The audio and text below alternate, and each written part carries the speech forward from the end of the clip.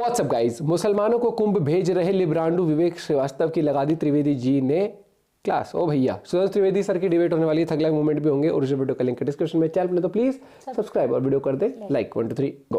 Congress party के बाद communist ये हमारे देश की दूसरी सबसे पुरानी पार्टी है, लेकिन इन लोगों की आइडियोलॉजी की वजह से, इन लोगों की सोच की वजह से ये पार्टी केरला और जेएनयू के बाहर ढूंढे से भी नहीं दिखाई देती। इन लोगों की आइडियोलॉजी ऐसी है, इन लोगों की विचारधारा ऐसी है कि उसमें विचार करने लायक कुछ होता ही नहीं। और शायद इसी वजह से जब भी ये लोग जो भी बात बोलते हैं, यकीन मानिए जोकर दिखाई पड़ते हैं। कि साहब जब कुंभ होगा तो एक पर्टिकुलर रीजन के लोग इस बाउंड्री के अंदर नहीं आए तो अच्छा है। ये भी एंटी कॉन्स्टिट्यूशन है। आजम खान जी को जब इसकी कमान दी गई थी पिछली बार, तो ये एक बहुत अच्छा एग्जाम्पल था भारत देश के सेकुलर इथॉस को, जिसने दिखाया कि यहाँ पे धर्म विशेष होना जरूरी नहीं है, और काफी अच्छा आयोजन किया था। आप गए थे? हाँ, अब मैं आगे नहीं, मैं नहीं गया था, लेकिन तो आपको कैसे पता कमियां नहीं थी? खुद कबूल किया कि आजम खान को आयोजन समिति का अध्यक्ष बनाया। मैं पूछना चाहता हूं, प्रोफेसर राम गोपाल जैसे इतने पढ़े लिखे विद्वान व्यक्ति को क्यों नहीं बनाया? शिवपाल जी तो मुलायम सिंह जी के भाई थे, उनको क्यों नहीं बनाया? यह दर्शाता है कि आजम खान को बनाने के पीछे मानसिकता क्या थी। मैं विनम्रता से पूछना चाहता हूं, कितने गैर ईसाई वेटिकन की यात्रा में जाना चाहते हैं, कितने गैर मुस्लिम मक्का की यात्रा में जाना चाहते हैं? और नाविका जी, उससे बड़ी बात है, वो आते हैं, श्रद्धा से रहते हैं, और कोई उनसे नहीं कहता तुम हिंदू बन जाओ।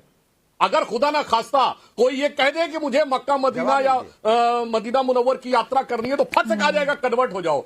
हमारे आज के इस डिबेट में विवेक श्रीवास्तव अब बड़ी बेशर्मी से अपनी लिब्रांडूपंथी दिखाते हुए वकालत कर रहा था कि भाई कुंभ में मुसलमानों को भी जाने दिया जाए। यही तो आखिर इस देश की खूबसूरती है, जिसको लेकर सुधांशु त्रिवेदी ने उसको ऐसा लताड़ा कि जल्दी ये कुंभ पर ज्ञान देता हुआ दिखाई नहीं देगा। बाकी क्या कुछ जो हमारे आज की इस बहस में, इस डिबेट में, आप खुद देखिए। सुधांशु जी, आप ही समझा दीजिए कि ये नई दिक्कत क्या है। राम मंदिर से दिक्कत थी, अब इनको दिक्कत हो गई है महाकुंभ के निमंत्रण से भी। दिक्कत इनको ये है कि आज से 12 साल पहले जब महाकुंभ हुआ था, तब अखिलेश जी की सरकार थी। और मैं दर्शकों को बताना चाहता हूं, इस पूरे मेला के आयोजन का अध्यक्ष कौन था? आजम खान। आजम खान। ये लोग बताने की कोशिश करते हैं ना कि दूसरे धर्म वाले को नहीं करते। और आजम खान कौन? कोई आलिम, फाजिल, जहीन, नफासत वाला मुस्लिम नहीं, जिनके बारे में यह आरोप है कि उन्होंने 1990 में भारत माता को जायन कहा। अब मैं बताना चाहता हूं, जो निमंत्रण की बात कर रहा हूं, मैं आपके लाखों दर्शकों से कहना चाहता हूं, कुंभ मेला दुनिया का सबसे बड़ा आयोजन है। आज ये बताया जा रहा है 40 करोड़ लोग आएंगे। भारत और चीन को छोड़ के दुनिया में कोई तीसरा देश नहीं जिसकी आबादी 40 करोड़। मौनी अमावस्या वाले दिन उम्मीद है कि 4 करोड़ से ऊपर लोग हो सकते हैं। दुनिया में 75% देश हैं जिनकी आबादी 4 करोड़ नहीं है। और सोचिए ये कैसे आते हैं? ये आयोजन में इतना आदमी आता कैसे? Without any invitation. जिसकी आस्था होती है उसे इन्विटेशन नहीं चाहिए। Without any advertisement, without any persuasion. बस वो पत्रा में देखता है फला तारीख को मौनी अमावस्या, और चल देता है। और अखिलेश जी जाएंगे, वो तो चलिए वीआईपी ढंग से रहेंगे, बाकी लोग तो खुले आसमान के नीचे जाके रहते हैं। ये दुनिया, भारत का ड्राइविंग फोर्स है। दुनिया में बड़े से बड़े नेता के कार्यक्रम में 4 करोड़ की भीड़ नहीं जुटती, बड़े से बड़े फिल्म स्टार के कार्यक्रम में 4 करोड़ की भीड़ नहीं जुटती। और ये दुनिया का इकलौता धार्मिक उत्सव है जिसमें दूसरे धर्म के लोग भी आते हैं। हजारों की संख्या में विदेशी आते हैं, कोई नहीं रोकता, और अपनी श्रद्धा से आते हैं। मैं विनम्रता से पूछना चाहता हूं, कितने गैर ईसाई वेटिकन की यात्रा में जाना चाहते हैं, कितने गैर मुस्लिम मक्का की यात्रा में जाना चाहते हैं? और नाविका जी, उससे बड़ी बात है, वो आते हैं, श्रद्धा से रहते हैं, और कोई उनसे नहीं कहता तुम हिंदू बन जाओ। अगर खुदा ना खास्ता कोई ये कह दे कि मुझे मक्का मदीना या मदीना मुनव्वर की यात्रा करनी है, तो फट से कहा जाएगा कन्वर्ट हो जाओ। जनाब, सनातन को समझने के लिए बहुत समझ चाहिए। आपको कहां से समझ में आएगी? इन्होंने खुद कबूल किया कि आजम खान को आयोजन समिति का अध्यक्ष बनाया। मैं पूछना चाहता हूं, प्रोफेसर राम गोपाल जैसे इतने पढ़े लिखे विद्वान व्यक्ति को क्यों नहीं बनाया उस टाइम पर? शिवपाल जी तो मुलायम सिंह जी के भाई थे, उनको क्यों नहीं बनाया? मुलायम सिंह जी खुद बन सकते थे, उनको क्यों नहीं बनाया?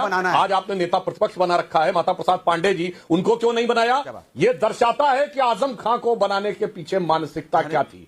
अरे मेरे भाई, मैं चैलेंज करके पूछता हूं, हजारों साल पहले जो कहते थे धरती चपटी है, जो कहते थे धरती स्थिर है, जो कहते थे सूर्य पृथ्वी के चारों ओर घूमता है, इसके लिए फांसियां दे रहे थे गैलीलियो को। आपने खुद कबूला है हजारों साल से आ रहा, मगर उसके बाद भी आपको इस धर्म में विज्ञान नजर नहीं आता है, इसमें भेदभाव नजर आता है। हमने सिर्फ उसको एक सम्मान, स्वाभिमान का स्थान दिया है। आपके लिए हिकारत का स्थान था, इसीलिए आजम खान को आपने अध्यक्ष बनाया था। देखिए, सबसे पहली चीज है कि एक बड़ा इवेंट हो रहा है, धार्मिक इवेंट हो रहा है, बहुत सारे लोग आएंगे, मैनेजमेंट अच्छा होना चाहिए। अगर स्टेट गवर्नमेंट प्रयास कर रही है, सेंट्रल गवर्नमेंट उसमें मदद कर रही है तो बहुत अच्छी बात है। कोई इसके खिलाफ नहीं, कोई भी अपोजिशन पार्टी, कोई भी इंडिया अलायंस का घटक दल ये नहीं चाहता है कि व्यवस्था खराब हो।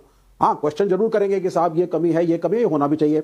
आजम खान जी को जब इसकी कमान दी गई थी पिछली बार, तो ये एक बहुत अच्छा एग्जाम्पल था भारत देश के सेक्युलर इथॉस को, जिसने दिखाया कि यहाँ पे धर्म विशेष होना जरूरी नहीं है, और काफी अच्छा आयोजन किया था। कमियां बेशक आप जितनी मर्जी गिनाइए, उस वक्त जहां तक हम लोगों को याद पड़ रहा है, लोगों ने तारीफी करी थी इंटरनेशनल। आप गए थे? बड़ी संख्या में लोग आए। आप गए थे? हाँ, अब मैं आगे नहीं, मैं नहीं गया था, लेकिन तो आपको कैसे पता कमियां नहीं थी? जाना जरूरी थोड़ी ना होता है। तो आपको कैसे पता कमियां नहीं थी? एक बहुत बड़ा एग्जाम्पल था कि आजम खान एक मुसलमान होने के बावजूद भी मेहनत करके एक अच्छी व्यवस्था की कोशिश कर रहे थे। देश के सेकुलर इथॉस को दुनिया ने देखा।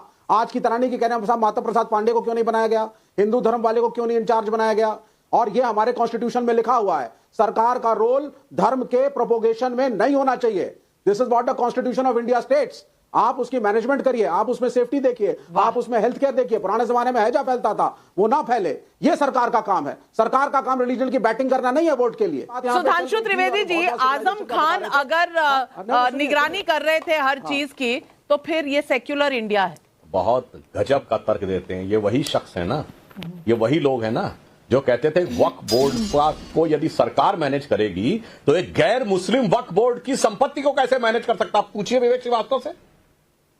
अब सेक्युलरिज्म का मीनिंग बदल जाएगा। यहां शुद्ध धार्मिक आयोजन।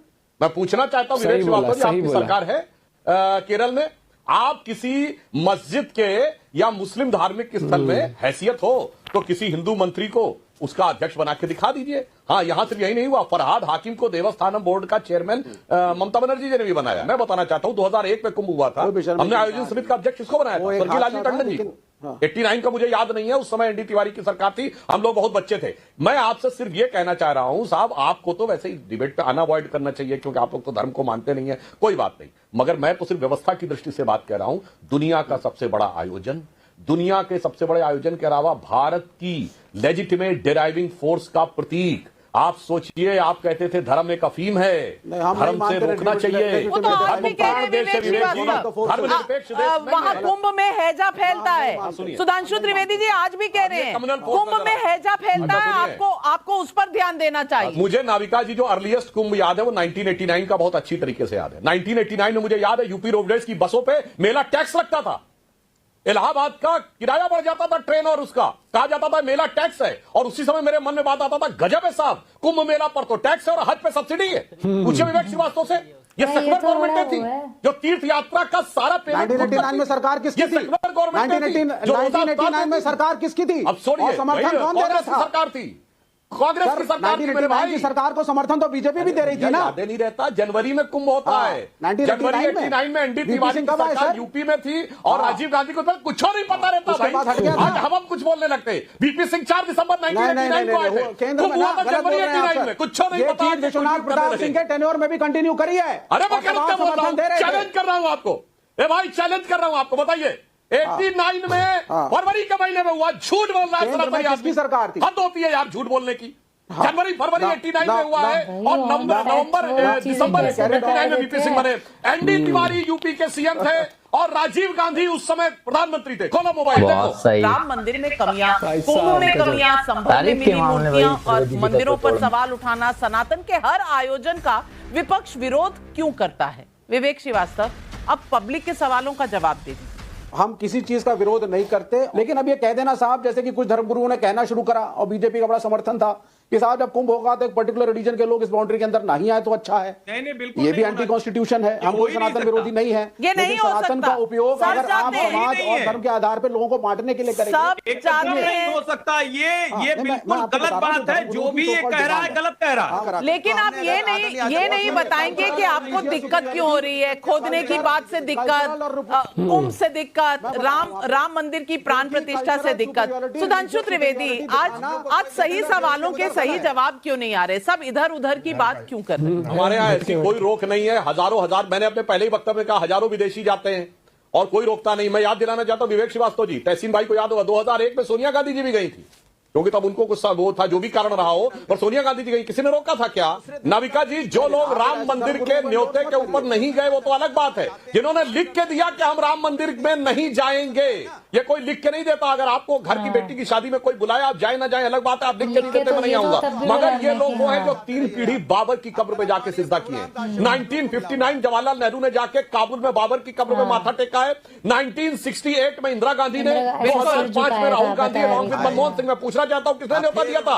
और 68 में मनमोहन, इस बात पर नटवर सिंह ने अपनी किताब one life is not enough में पूरा डिटेल दिया हुआ है। विवेक श्रीवास्तव बताओ भाई, बाबर की कब्र पे तो बगैर बुलाए जाके सजदा करेंगे, राम मंदिर में लिख के दे देंगे कि आना नहीं है, और यहाँ कहेंगे न्योता मिला नहीं है। और ये सब शायद इसलिए होता है क्योंकि बाबर की कब्र इन लोगों के लिए सेकुलर दिखाई पड़ती है, लेकिन राम मंदिर इन लोगों के लिए कॉम्युनल हो जाता है। हज की सब्सिडी इन लोगों के लिए सेकुलरिज्म की मिसाल हो जाती है। लेकिन वहीं कुंभ के मेले पर ये लोग टैक्स लगाया करते थे, कुंभ के मेले पर महंगाई बढ़ा दिया करते थे, कभी बस के टिकट में, कभी रेल के टिकट में, और इसी तरह के फर्जी सेकुलरिज्म के चक्कर में आज तक हम हिंदुओं का शोषण ही हुआ है। वो तो शुक्र है कि पिछले कुछ सालों से हम लोगों के लिए जो किया जा रहा है वो कमेंडेबल है, वो तारीफ के योग्य है, और ऐसे मामलों में तारीफ की ही जानी चाहिए। बाकी आप सही पॉइंट रखा सुधांशु त्रिवेदी सर ने भी, जो बात बताई ना वो वाली फैक्ट की कि वो जो आए थे वो दिसंबर में नहीं वो आए थे, लेकिन जब वो हुआ था जनवरी फरवरी में हुआ था, और उस टाइम पर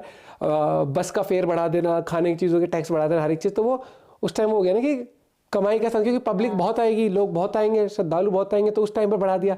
और जब हज होता है तो उस पर सब्सिडी, ये तो मतलब बहुत सही उन्होंने जिस तरह की डेट्स भी बताई, हर एक चीज भी बताई, और वही चीज हो जाता है कि डेट्स को लेके आप इनसे बहस नहीं कर उन्होंने सकते। बहुत चीज भी चीज़ है। बहुत अच्छी बोली कि अगर इतना ही वो है तो अब जो वक्फ बोर्ड होता है इनका, उसका अध्यक्ष बना दो किसी हिंदू मंत्री को, बना दो किसी को, फिर दोनों तरफ से वो दिखाओ ना। यहाँ पर तो उनको तकलीफ हो गई कि पिछली बार तो उनकी सरकार में तो उसको बनाया था, अब की बार नहीं बनाया, इस तरीके से उधर नहीं बोलते कोई सभी कुछ भी। पॉइंट बहुत बहुत सोच समझ के मुझे लगता है कि जब डिबेट में आता है तो आप दोनों चीज लेके आओ कि अगर मैं ये चीज बोलूँ तो कहीं इस चीज का काउंटर इस तरीके से तो नहीं हो जाएगा। भाई बढ़िया डिबेट थी, एंड आई एम श्योर आप लोगों ने भी काफ़ी इंजॉय करी होगी। आप अपना पॉइंट ऑफ व्यू शेयर कर सकते हो, मिलते हैं। और भाई ये चीज़ जो उन्होंने बताई ना कि ये देखो सिर्फ 2 ही देश हैं इनकी 40 करोड़ से ऊपर की आबादी है, भारत और चीन, और ये बहुत बड़ा, मतलब इसके लिए मैनेजमेंट भी बहुत स्ट्रॉन्ग चाहिए, हर एक चीज़ कितने बड़े लेवल पर। वैसे ही भाई कितने श्रद्धालु, पहले दिन 4 करोड़ के आसपास की उम्मीद है भैया। मिलते हैं एक साथ, बाय बाय।